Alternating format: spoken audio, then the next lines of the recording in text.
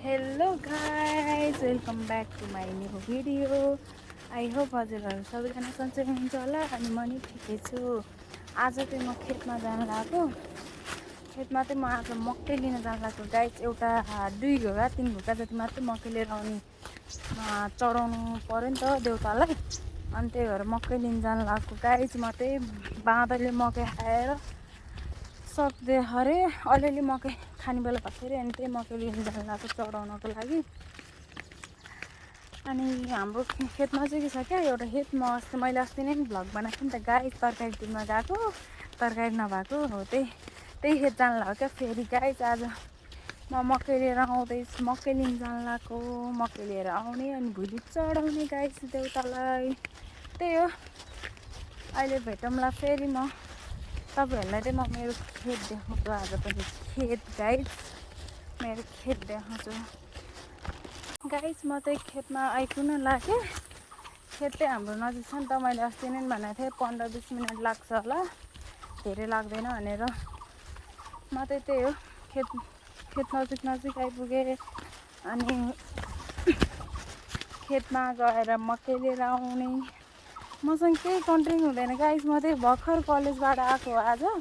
कलेजबाट आएर स्टार्ट गरेर मेरो 3:30 बजे के 3:20मा कलेज छुट्टी हुन्छ। म 3:30मा घर आइपुग्छु गाइज। अनि मसँग हिजो पनि भ्लग हाल्नु भएन। अनि आज चाहिँ मम्मीले मलाई बिहानै जा ल भन्नुभएको थियो।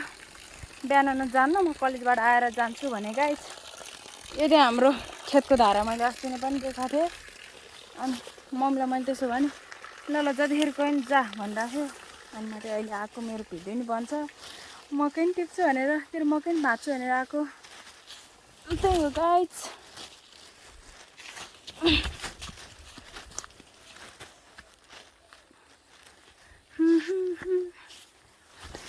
यहाँबाट चाहिँ हाम्रो खेत स्टार्ट हुन्छ। यहाँ मासतिर चाहिँ हाम्रो ठुलोहरूको खेत कस्तो मसिनो डाँठ छ कि त।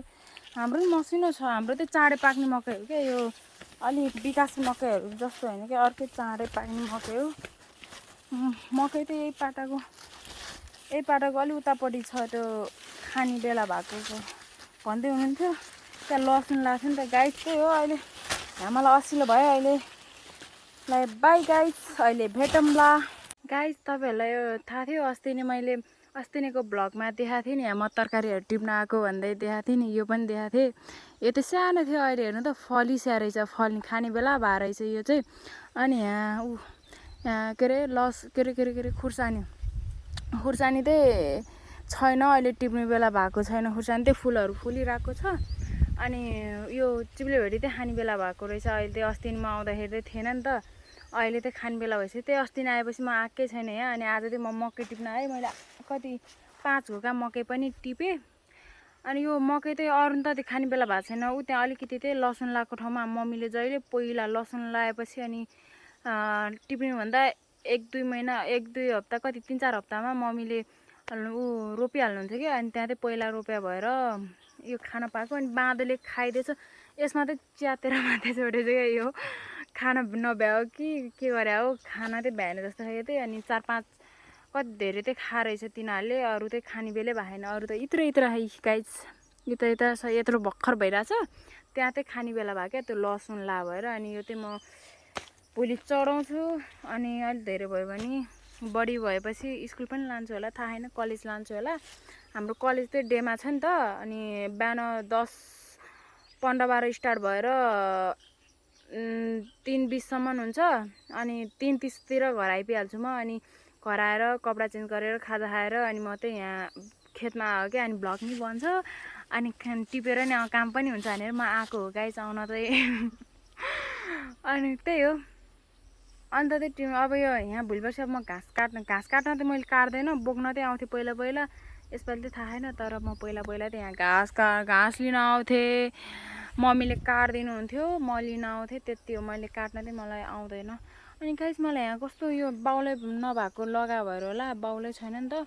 त्यो अलिअलि पासे जस्तो भएको क्या, त्यो कोतारे जस्तो भएर अलिअलि कस्तो कस्तो भएको क्या यहाँ त्यो हातको पाखुराहरूमा त्यही हो। अब म यहाँ अलिअलि चिप्ले भेटी पनि टिप्छु। आज तरकारी चिप्ले भेटी दाल भात पाक्ने भयो। चिप्ले भेटी छ नि त यहाँ, अनि त्यही पकाउँछु। अनि त्यहाँ गोलभेडा पनि छ, गोलभेडा पनि टिप्छु। त्यही हो, अब म सबै टिपेर भ्याउँछु। अनि त्यसपछि भेटौँला गाइज। अहिले गाइज यो भान्से हुन लास्ट गाह्रो, तर मलाई आज सहिले छ। मैले तरकारी टिपिसे यतापट्टि छ तरकारी, अनि यहाँ 4-5 घोका मकै, अनि त्यसपछि गोलभेडा 3-4वटा टिपेको छु।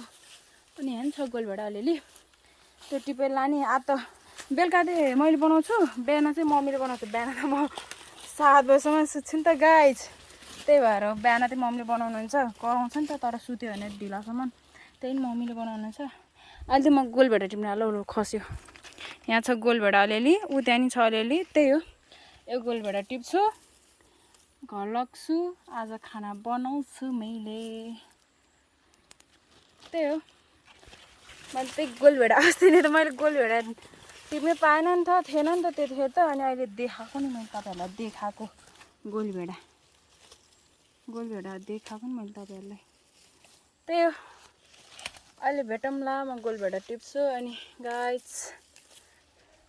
गाइज मैले गोलभेडा पनि टिपेँ, तरकारी पनि टिपेँ, मकै नि टिपेँ। अब म घर जानु लाग्छु गाइज। मेरो अब यहाँको काम सक्यो, घर जाने, घरको काम गर्ने अलिअलि, अनि घरको काम नि सकिन्छ गाइज।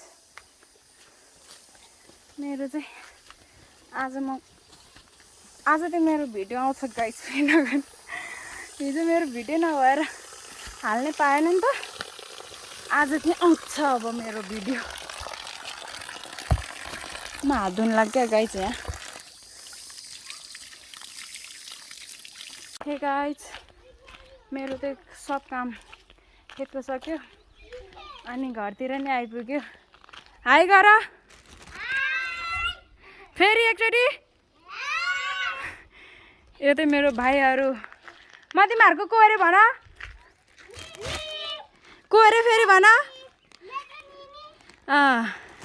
मैले यिनीहरूलाई निनी भन भनेर सिकाएको छु गाइज, त्यही हो। आजको मेरो भिडियो कस्तो लाग्यो, लाइक कमेन्ट सेयर गर्न नबिर्सनु होला। Okay, by by guys.